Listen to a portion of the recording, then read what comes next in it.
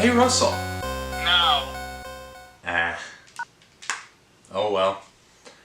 Guess I'm going it alone this time.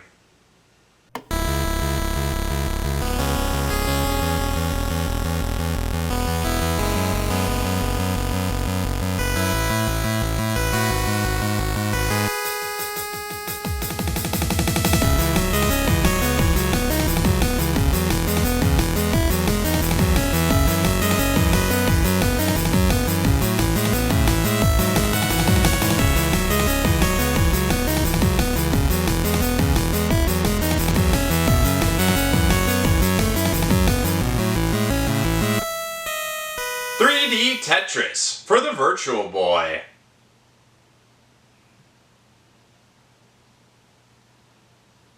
Could this be considered jumping the shark? Not sure, but we can demonstrate that.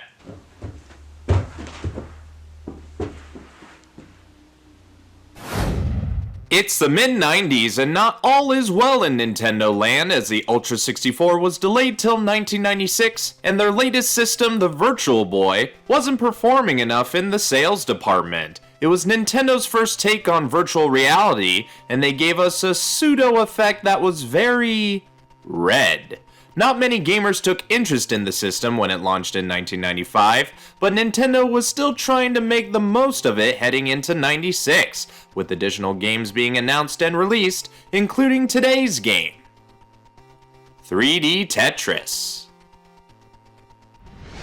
This game was released on March 22nd, 1996 to a negative reception from critics, which isn't too surprising because it is the Virtual Boy after all, but how could they go wrong with a winning formula like Tetris? I suppose it's bound to happen when you're milking a franchise dry, plus it was developed by T&E Soft and they're not known for making any great games. But even so, I'm still a sucker for Virtual Boy games despite my previous experiences, and seeing that Rusty isn't around, maybe things will go differently. Who knows? Maybe we have a hidden gem on our hands, so let's take a better look at 3D Tetris.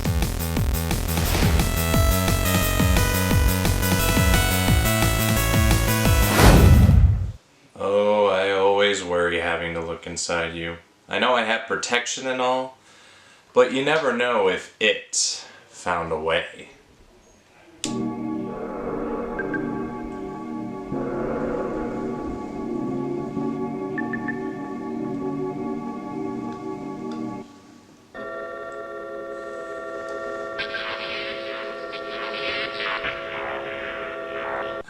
Jesus. Hold on a sec, guys. The ribbon cables are killer, but the soldering technique will make them good as new. Let's see, we have your typical warnings and setup screen, nothing too out of the ordinary here. Ooh, what is that? What is this? Ooh, looks like some Tetris blocks? If that doesn't get you interested, then I don't know what will. On the main menu we have 3 game types we can choose from. We'll go over all of them in this segment, and we'll start with the name of this game, 3D Tetris. If you somehow couldn't figure out what this game is about, this is Tetris in 3D. Imbecile! How that works is fairly simple. You have this 5x5x5 grid that you can fill with the Tetris blocks. You can move them in a variety of ways by using the right D-pad to move a block regularly, A and B to rotate it clockwise or counterclockwise, the left D-pad to rotate its horizontal plane, and R to make it go down faster. When you fill a section completely, you'll get some points, but you'll want to try and get bigger points by means of filling the grid up higher. That way, when you complete more of it, more points are ready for you in return. It's pretty simple, but I will say kinda boring, but only if you start out on level 1 and easy.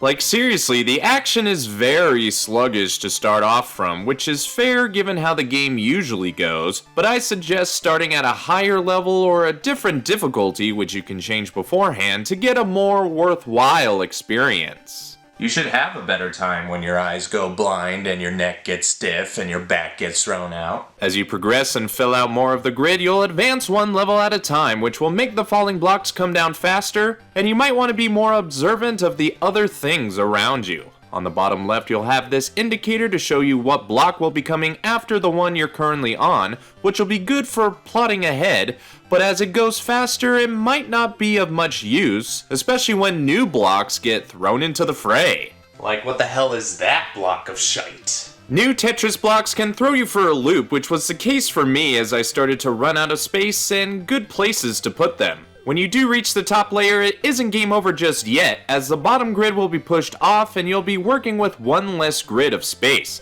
You can easily earn it back by clearing another section, but like all Tetris games, you're gonna face the end in time. Well, now that I somewhat know what I'm doing, let's see if I can do better the second time around. Another useful resource is this map of sorts that can tell you how a Tetris block will land on each section of the grid based around its orientation. This is very useful if you want to make sure a block falls where you want it before you commit, or figure out a better place to put it if you have time. So as I said before, the best strategy is to build up as much as you can before getting a certain block that'll clear a good chunk of the grid for big points, but much like Tetris, you'll have to be patient for the block you want to come, as that might not happen when you want it, and you might have to take whatever it gives you so you don't find yourself stuck. My strategy is working well as I'm getting bigger points and am more engaged to strategize. But I'm still struggling to get the most fun out of it, as it's still slow moving and, you know, it's on the Virtual Boy. I like the idea, but it's kinda getting old real fast. I don't think this would be a game I'd go back to if I were to play the Virtual Boy more often. And I like me some galactic pinball when I can. Sure, it gets progressively tougher as you go along or choose to be, but this isn't the type of game I want to play on a VR headset, or pseudo VR, because they didn't push it hard enough. To give you a better example of this game, here's Blockout on the Atari Lynx. Came out before 3D Tetris and is pretty much what the latter is based on. It feels more at home on this portable system, while on the Virtual Boy, it's more out of place, I think. Also, the game controls how the whole 3D grid moves around. You barely have control over it. Which kinda sucks, cause it'd be cooler if you did. Might make the game just a little better. Cause you wanna have that control and see what you're doing from different angles. Well, maybe not every angle. The second time around was better, but I faced the music eventually. There is another way to play it in the form of Clear It, which gives you a grid present with blocks, and when you fill enough units designated by the game, you'll move on to the next. Still the same shit under a different guise. I'm not that interested anymore, but we still have two other modes to try out. Wonder if they'll win me over. Next up is Center Fill, which acts mostly the same except for one notable feature, the spike in the center. When you place any block on top of it when a section of the grid isn't ready to be filled, it'll eliminate whatever is on top of it, which could be useful if you want to fill something around the center and get rid of the unneeded fat. The scoring system is also different for some reason, and I don't understand it too well. There are also two other types of ways to play this mode, with Type B adding more blocks to the fray and Clear It being the same as in the regular game, so yeah, this isn't piquing my interest either. But it does teach you one thing. When you put something on a pointy thing, it isn't going to stay there, like a foot to a Lego piece. Man, fuck that. Last mode is Puzzle, and this one I actually like, as it asks you to place a set of assigned blocks on the grid to make a certain pattern that'll become clear if you do it right. If you fail placing any of the blocks properly, it's an instant game over, but with enough trial and error, you'll be able to make things like a Formula 1. Or a snake. Now this is cool, and it kinda shows off what the Virtual Boy could have been capable of. Feels more like a tech demo. What is this game? If you play this mode long enough, you'll eventually make it to some credits, but I called it before then because I pretty much experienced everything the game had to offer. It isn't much, which is a given, it's a puzzle game after all, and I do admire what they were trying to do, but again, it just doesn't click all the way for me. I don't know if there needed to be more or for it to be on another system to change my opinion of the game, but right now, it's just fine. For Virtual Boy, you can do better, but you can do much worse. This happens to fall right in the middle, so sure, why not? I'm not just gonna hate a game because it's on the Virtual Boy. Get cultured, you haters. And maybe some shade so you don't go blind or get corrupted.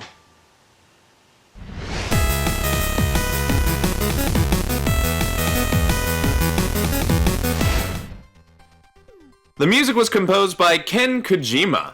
Boy, did he get saddled with making all the tunes for T&E Soft's Virtual Boy games. But that doesn't make it a bad thing, and these tracks aren't bad at all. Some of them I found to be catchy, which can be the case for puzzle games. Maybe they're also obnoxiously upbeat, but that'll depend on your tastes. At least it's original as far as I know, and not a ripoff of traditional Russian music or a Russian composer.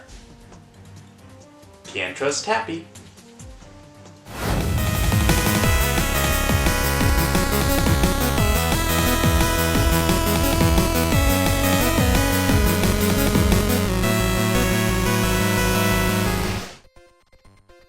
The only other things left are the options to look at your high score or adjust the display when you're in between a game, and that's all.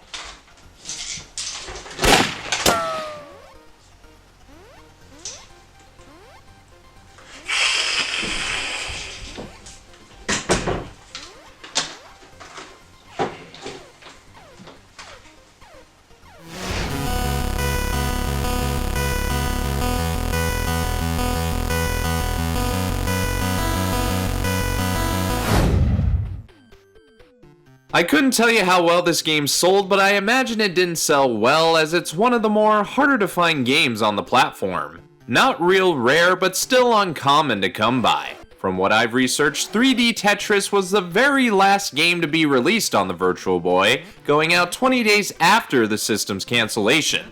Oh, and all those other promised games were canned as well. The game was only released in North America, but if you lived in Japan, you got an entirely different Tetris experience in V-Tetris. And when I say different, I mean it's just straight up Tetris with an all-red tint. It's more common to find and may be worth your while if you prefer the original version over a 3D one. So, what is my rate to play? It's usually something to go back into the red lenses of the Virtual Boy, but the game I chose this time around didn't do as much as my previous choices. I mean, I liked aspects of 3D Tetris, but it's got limited playability, and it'll probably end up going back on the shelf before long. I'd accept the fact that they just put the Tetris name on this game as it had a passing resemblance to the classic puzzler. It makes it a little cooler, but you're gonna enable comparisons to be made. And this Tetris game is cool in some places, but lackluster in others. I like the idea, but the execution is flawed. Some modes are neat while others drag on. Good music, but short on extras. Being on the Virtual Boy can be a positive or a negative depending on who you ask. And you have to ask the question if a game like this is really meant for VR or on another system. So you have plenty of pluses and minuses that put this game in the middling category, which I don't mind as that is how I feel about it. I'll leave it up to you if you want to get it or not.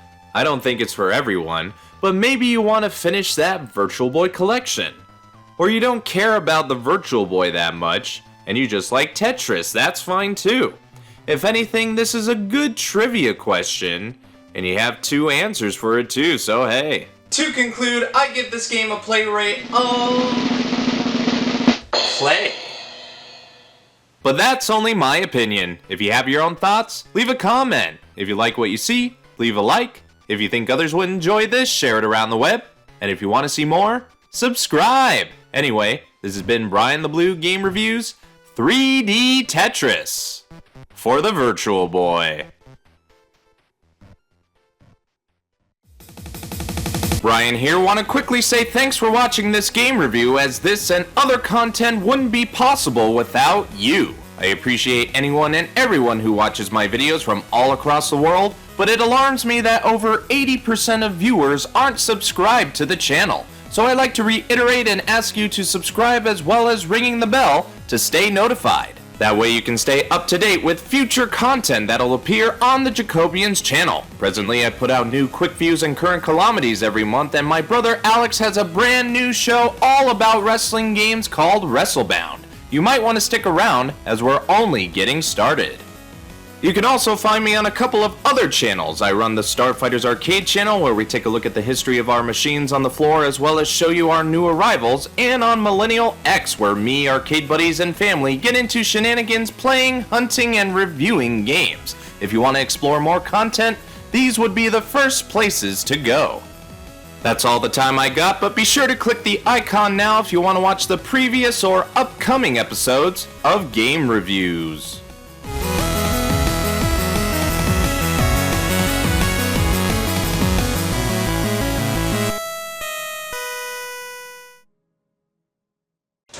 Well, not every game of yours is a winner. Maybe the next one.